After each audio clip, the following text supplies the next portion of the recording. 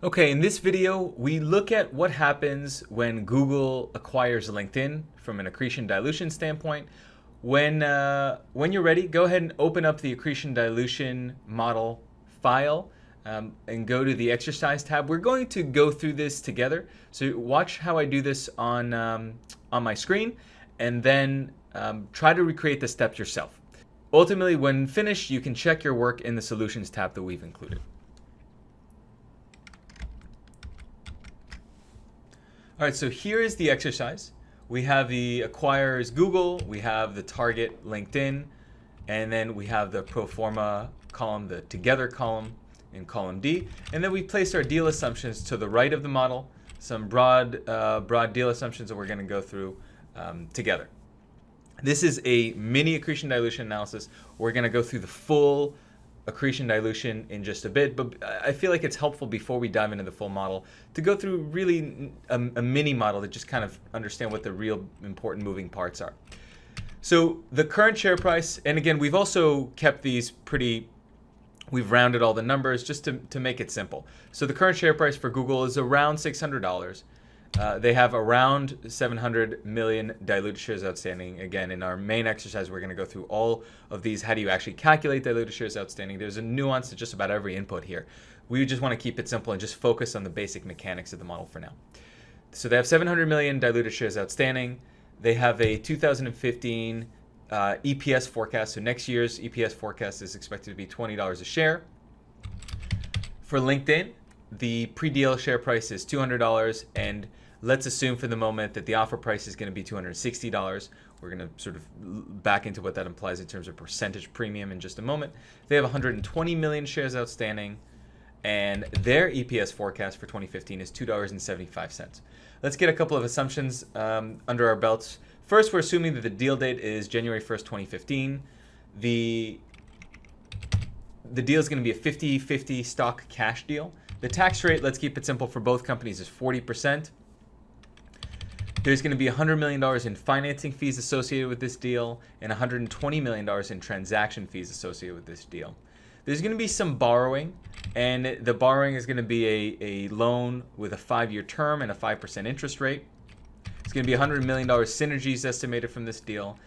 And when Google acquires LinkedIn, the value of LinkedIn's assets is going to be written up by $200 million, from $200 million to $400 million.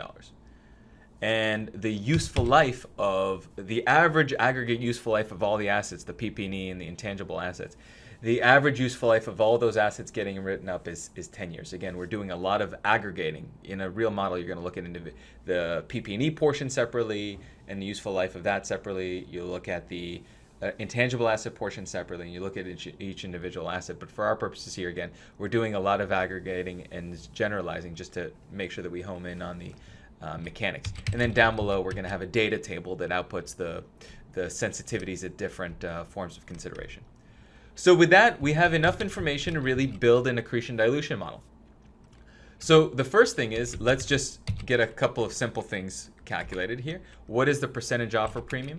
And so we're going to take the offer price divided by the pre-deal share price, subtract 1, and we get to 30%. So we're talking about a 30% offer premium. The offer value, as we remember from our simple exercise, can be calculated in two different ways. Probably the easiest way at this point is to take the $260 million or $260 offer price times the number of target shares outstanding. That gets you to an offer value of $31.2 billion, right? And now we can actually answer the question of how many acquired shares are going to have to be issued in the transaction. First, let's actually make sure that we build a formula here that says if 50% of the deal is in stock, then by definition, the other 50% is going to be in cash. You don't want to hard code 50. You want to make sure that whatever you've got on the top automatically reflects what ends up coming in the cash side as well. So let me undo that. And so we have 1 minus the 50%. Now we can determine the acquired shares are going to be issued in the transaction. This is an exercise just like the simple exercise that we went through in that cocktail napkin accretion dilution exercise. So if each Google share is worth $600 and each LinkedIn share is worth $260, in this particular case, the Google shares are worth more than twice as much as LinkedIn shares. So we can actually buy 120 of, we can buy out all of LinkedIn shares. And remember, we actually are going to finance, we're going to finance this acquisition 50-50 in cash and stock. So if, let's just keep it simple for the moment. If this deal was 100% stock, we would need to buy out all of those shares, and it would take us to buy 120 million shares. We would need to issue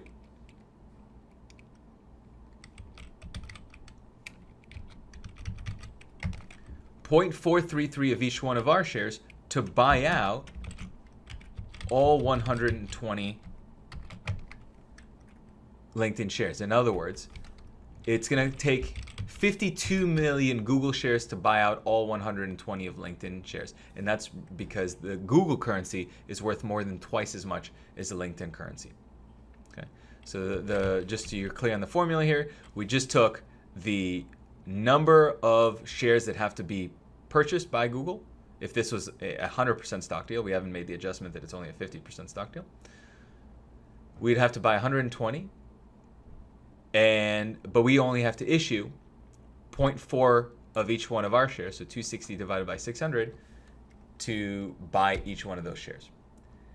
Now, let's also make the adjustment that we are only really we only have to spend, we don't have to actually issue 52 million shares, right? We would only have to issue 52 million shares if this was a 100% stock deal, because then 100% of the offer value is in the form of stock. But we're actually buying out half of this company by just straight up giving them cash in exchange for their shares. We're not actually issuing our own shares to finance half of the acquisition. So we're going to make an adjustment here that multiplies the percent stock assumption by the number of shares that have to be issued. So if you're doing a 100% stock deal, yeah, you have to issue 52 million shares. But if you're doing, say, a 0% stock deal, you don't have to issue any shares. If you're doing some sort of mix, like 50-50, you have to issue whatever that percentage is. In this case, half of that 52 to make the deal happen. The rest of the target stock, the rest of LinkedIn stock, is going to be bought out in the form of a simple cash exchange. We're going to talk about the mechanics of that in a little bit more detail later on, but or actually the concept underlying that in a little bit more detail. Which shareholders get cash versus which shareholders get stock, and that sort of thing. So now we have the basic assumptions in place. So let's actually now start. We can actually really already begin the accretion dilution exercise. We start an accretion dilution exercise by looking at the pre-tax net income of both target and acquire on a standalone basis. So the way we're going to do that is actually similar to how we did in the cocktail napkin exercise. The acquirer's net income we can actually back into. We don't have to build a full-fledged model. We can just sort of realize, okay, their EPS is $20 and they have 700 million shares outstanding. That means that their net income is $14 billion. We forecast at least for next year. And we can do the same thing with LinkedIn. Their EPS is $2.75. They have 120 million shares. That backs into an implied net income forecast for 2015 of 330 million. We also want to sort of true that up to pre-tax figures, because we're about to make a whole bunch of pre-tax adjustments. So it's actually a little bit more helpful to sort of bring this up to a pre-tax amount. So if their net income is 14,000 and we know that their tax rate is 40%, question is, can we back in? Let me zoom in a little bit. Can we back into a pre-tax figure? And the answer is, of course. We take 1 minus the tax rate, and again, for simplicity here, we're assuming that the tax rate is the same for both buyer and seller, which means this is the pre-tax income, implied pre-tax income for Google. Here's the implied pre-tax income for the target. And let's just sanity check. The way I always like to just sanity check, because it's easy to sort of just conceptually make mistakes here. If I sort of take this 23 billion and I tax affect it, Just making sure I've got my basic arithmetic working properly. I should get to that 14, and I do. So that's sanity check that I sort of did my math correctly. And now I have pre-tax incomes. Before I can combine those two, like I did in my simple cocktail napkin exercise, now we have to worry about all the adjustments that we've been foreshadowing. So first of all, let's talk about pro forma pre-tax income unadjusted. So we can just add the combined net incomes before any adjustments. And now we have to start answering, okay, what is the incremental interest expense from the new deal debt? What is the incremental DNA expense? What are the deal fees? Well, in order to do that, we have to complete this section. So here we've got a uses and sources of funds table, which you see in just about every accretion dilution model. Here, this one's a fairly mini uses and sources of funds schedule. It helps you identify where you're getting all the money to do a deal. That's the sources of funds, and how you're using that money in the deal. Helps sort of crystallize where the money's going and where it's coming from. So let's just fill that out. That'll help us complete the accretion dilution. So the big use of funds in this transaction is going to be the offer value, to give, to provide the target with $31.2 billion worth of value. Both it's going to come from cash and stock. We're going to deal with sort of where that's coming from in just a minute. But the use of funds is going to be to buy out the entire the target, the $31 billion in offer value. There's also that 100 and 120 million in fee assumptions that we talked about. So the total uses of funds are $31.4 billion. Now let's turn to the question of where that's coming from. Well, the value of the acquired stock that's issued, we talked about how we're going to issue $26 million worth of shares, and each one of those is worth $600 million. That's $15.6 billion in value. The new debt that's raised by the acquirer, that's the next question. So we actually can't answer it quite yet because we have to calculate the total amount of new borrowing. And so one simple way to sort of calculate how much new debt is going to be raised by the acquirer, and we're making an assumption here that Google, although this is probably unlikely because Google has a ton of cash reserves, we're going to make the assumption that Google uses debt to finance this acquisition, just to show you how that would look in an accretion dilution model. And so if we know that the total uses of funds is 31 billion, that means we're going to have to raise 31 billion. So this is sort of a way to build the sources and uses fund schedule, just recognizing the total sources have to equal uses. If you're gonna provide $31 billion worth of, if you have to provide $31.4 billion of value to the buyer, to the advisors, to the lawyers, etc., you're gonna have to raise that money from somewhere. Well, if you've defined how much you're raising from stock issuances, by definition, the rest is going to come from, at least in this simple model, from debt. And so notice it's not exactly 50-50 because the new debt that you're raising, it's almost 50-50, but there's that incremental fees. And we're implicitly assuming that all the fees are being financed via new borrowing, which is usually in line with reality, as opposed to issuing more stock. Although it could be either way. It doesn't actually matter. So now let's finalize this. So we're going to borrow $15.8 billion at a 5-year term at a 5% interest rate. The annual financing fee amortization. So we talked about this in the prior video, where the accounting for financing fees requires that we capitalize and amortize those fees as opposed to transaction fees, which are expenses incurred. Which means we got to take this $100 million fee and divide it by the term of the loan to determine what is the annual impact on the income statement. It's not the full 100, it's actually 20. Last but not least, let's get to this asset write-up section. And it's determined that if the fair market value of the assets is 400 and the book value is 200, the write-up itself is 200. So you're writing up assets by 200 to get from 200 to 400.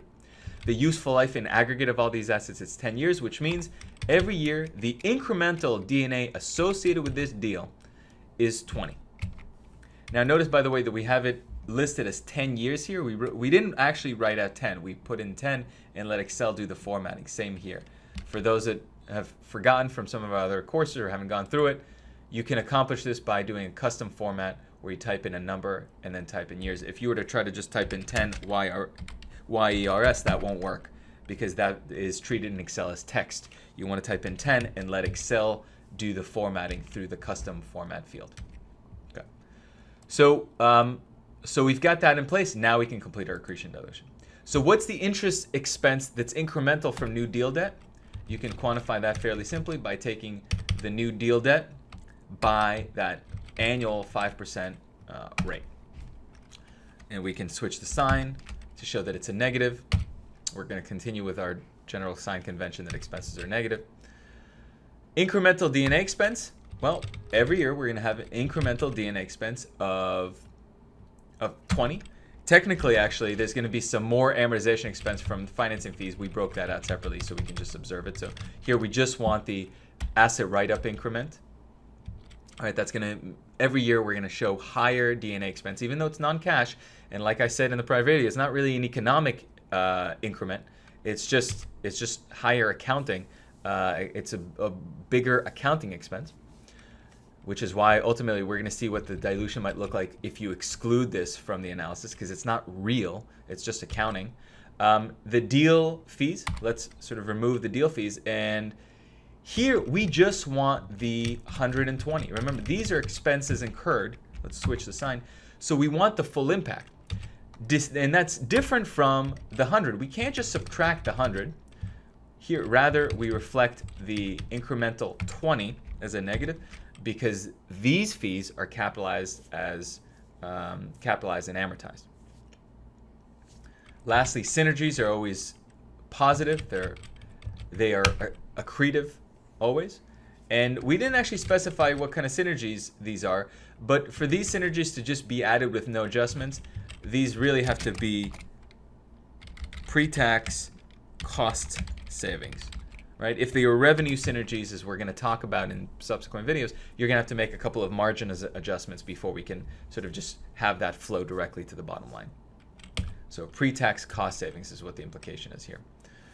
So all told, we can hit Alt plus sign to sum all of this and get the pro forma pre-tax income adjusted is actually going to be less than you can't just combine it, because if you combine it, you get 23.8 billion.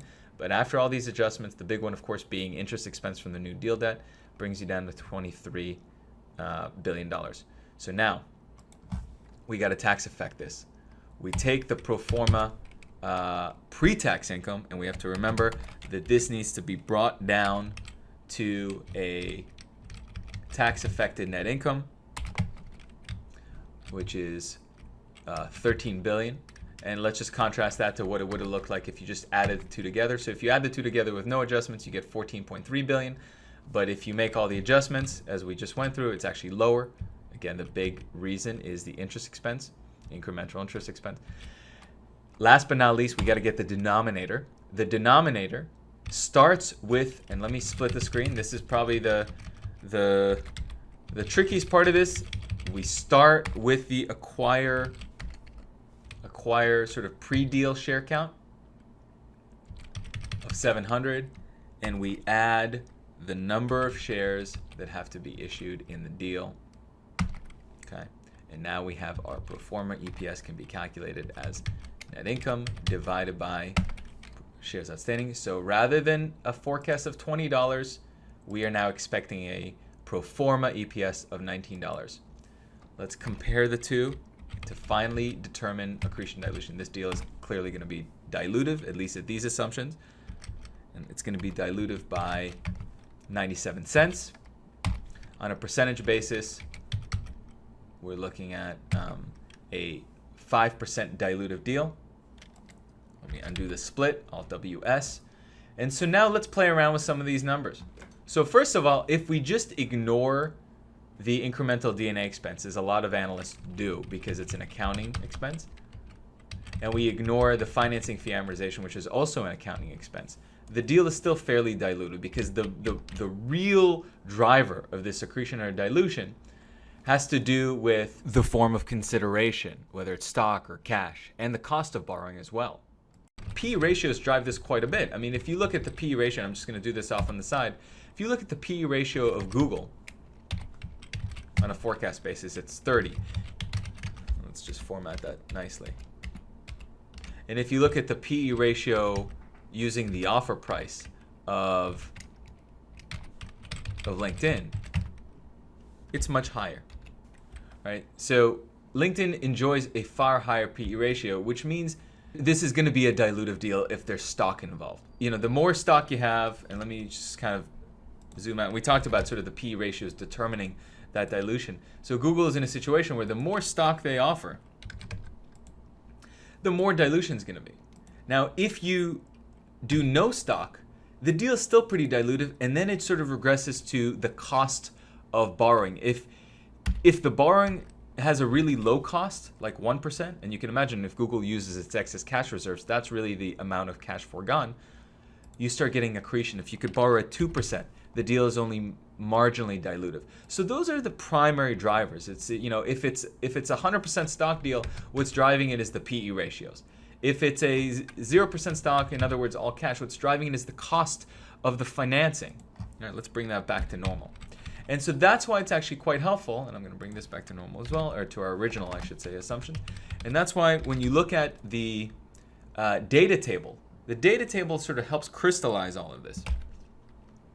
So at different percent stock considerations, you see that the deal gets incrementally more dilutive, and that's because the P ratio of Google is actually lower than that of LinkedIn. And of course, at lower offer prices, the lower the offer price, the lower the LinkedIn PE ratio, but it never gets low enough, at least reasonably based on their trading levels, to get to accretion. Of course, if you could buy LinkedIn for 120, which you couldn't, but then the deal becomes far less dilutive.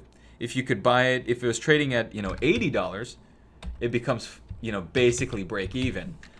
So those are the main drivers, and of course you could build a data table that sensitizes the cost of borrowing as well. That, guys, is a basic accretion dilution analysis. I urge you to go through this on your own. Try to create this model on your own, and when you're done, look at the solutions tab. If I went a little too quickly, so you can create this yourself and check your own work. Okay, in the next video, we're going to start changing gears and talking about some of the real complexity, some added complexity when you're building a full-blown accretion dilution model. But I think at this point, we've laid out the basic groundwork.